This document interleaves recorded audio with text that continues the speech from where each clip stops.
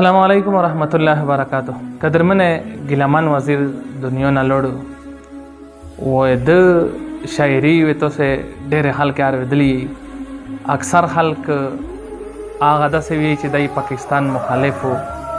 हालांकि दई पाकिस्तान मुखालिफ नो बल्कि द प शायरी से द पश्तीन कौम दे परा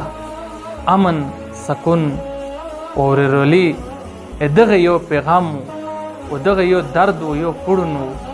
او دا پیغام یې حل کې تاویر کوو چې په هر ځای سے پښتین سره زیاتای کوي، ایک سره ظلم کوي، اخر کر داویلې د په شاعری سے چا پیغله قدمینا د پیغله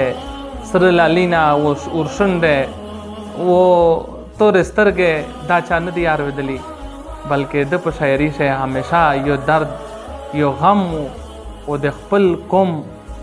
د بیدورولو یو کوشش و چې هغه بیدور شي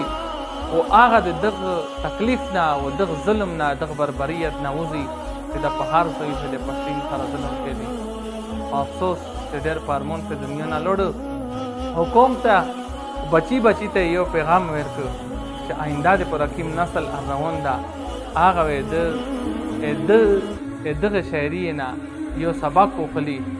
چې پښتین قوم ته ایمان منا قدم وخستل پچار دی. والسلام.